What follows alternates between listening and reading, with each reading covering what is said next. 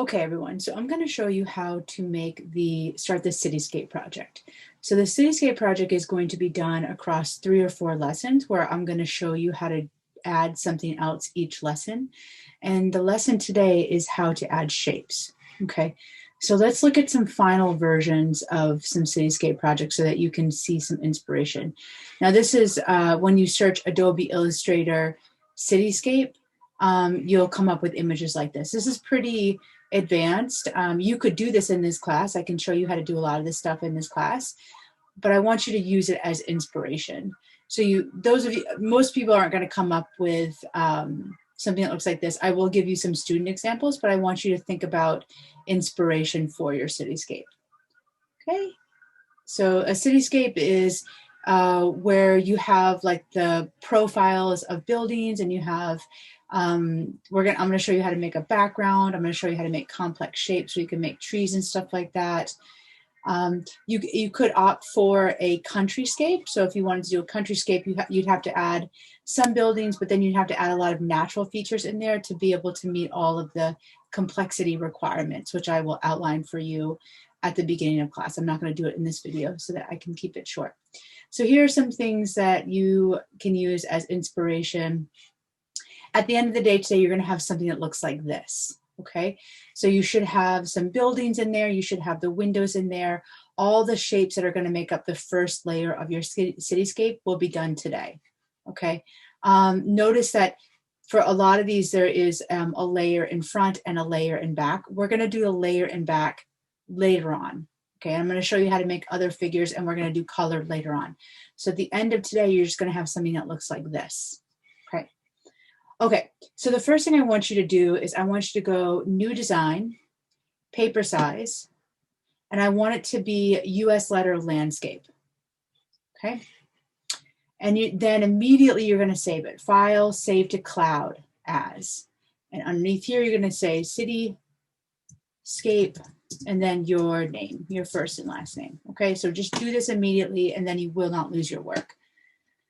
Okay, so you have the cityscape. Now, what I also want you to do is get your inspiration picture up. I want you to add a page here, and I want you to toggle this on so the pages can be next to each other.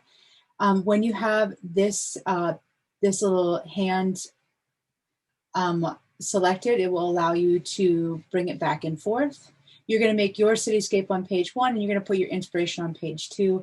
You can reduce the size so you can see them both at once. Go back to the arrow tool. Now, I will add these pictures in, but wherever you find a picture, I want you to copy it or upload it to your page. And you may have to figure out how to do that. For me on a Mac, it's Command-Shift-4 allows me to take a screenshot. Okay, and I can click and drag. And then in here, I'm going to Command V to paste it. Oh, it actually has my last one. Has the one that I just did on the clipboard, which is actually fine. I'll use this as an inspiration. Okay, so I want your inspiration on the right, and on the left, you're going to add your features. That'll just give you something to work towards. You're not recreating these. I'm not asking you to, and I don't want you to exactly copy something. I want you to use it as inspiration. This is kind of complex when you start thinking about it, but I do want to try to mimic some of the shapes here. Okay, so on page 1, I'm going to start adding my buildings. Okay, and when you add your buildings, I want you to think about adding them all the way across. All right, and you can first add like a platform they're going to be on. And by the way, I am going to ask you for today, just to keep the fill the same, okay? So whatever the default fill is, I want you to keep it the same. Okay, now I want you to start adding some layers in here, or adding some buildings. So let's see, I have a square building here. I want maybe another square building. I have to keep clicking on the rectangle to get it back, or you can use the, R on your keyboard to shift back to it quickly. So let me add some rectangles here. They can overlap each other, all right? And maybe what I also want to do is make sure they have borders. So I'm going to shift and click so that everything So everything is selected. So these now have borders. So I'm going to do another rectangle. I'm going to try to get some more interesting shapes in a second. I keep pressing R to get back. So let's try to make these shapes a little bit more interesting. And you're going to, you don't have to do rectangles. You can do anything from your inspiration, but I'll show you how to, I'm adding the borders for these. I'll show you how to make them a little bit more interesting shape, okay? So if you click on this rectangle, if you go to the sub-select tool, you'll notice you get these anchor points that we talked about before, and you can pull those in if you want. But let's say you want to make a figure like this right here. Well, if you go to the corner setting on the inspector tab and you click on these advanced settings, you can unclick uniform corner, okay? And this way, you can either manually enter what you want the radius to be, that's the curvature of the corner, or you can click using the sub-select tool, you can click and drag it down to what you want it to be. So maybe you want to make a shape like that, okay? Maybe I go back to my pointer tool, I want to make it a little bit more narrow, and then I have something that looks a little bit like this. I could go back, if I really wanted to mimic it, I could really try to get this a little bit, I could try to pull it in a little bit so that the corner, the curvature is much more steep, okay? So I have that building shape. Now, if I wanted to create a shape like this, I could, let me see, copy and paste this, bring it over here. That would be, let me go to corners, uncheck uniform corner. I could just pull this in like this. And then it might actually be easier if I just made a rectangle and then made a triangle on top, right? So if I wanted to make a triangle on top of this, I could do that. It goes back to this, and then I could just modify the triangle, okay? So that it looked a little different. And I bet I could work around with my, remember you can pull your shapes in like this to make them different. And if you don't like it, you can just use Control V to get it back. So I can try to work on it to pull this. Oh, you know what I have to do first is uncheck the uniform auto scale. You know, I'm not actually sure what I'd have to do to make that. I would have to, I think, make sure that they don't move all together, I suppose. But anyhow, you can just, you're going to play around with this and you're going to figure some stuff out, and we can figure it out together in class. But at the end of the day, I need you to have this entire page filled with your buildings, okay? Then once you have all of your buildings, okay, some of them can be small, some of them can be really tall, because some of them can be really thin. They don't all have to be rectangles, and you can figure out how to make shapes like this. You can put spires on the top of it if you want, which are these little tiny, like radio towers on the top right there. Okay, we're gonna deal with the color tomorrow. Now, the next thing I want you to do is click on layers, and so you're gonna add a layer, and you're gonna put all of these buildings in one layer. So you're gonna click on the first one and hold down Shift, click on the last one and drag it into the layer, okay? And then the next thing I want you to do is add the windows, and the windows are going to be in another layer. So open up a layer. So now I'm in layer 1, it's on top of layer 2. And what you can do with layer 1 is lock it. And what that does is it makes it so it doesn't move. And it's going to make it a lot less frustrating. Click back to layer 1. So I'm starting to make the rectangles in layer 1, and you're going to make windows. And you might want to really zoom in to do this, okay? And I suggest that you add the borders to these so that you can see them. So here's a window. How can I quickly make a bunch more? Copy and paste is going to be your best friend right here. Try to get them all in line. Once you have 2, click and hold down Shift to copy and paste. And now you have 2 more like that.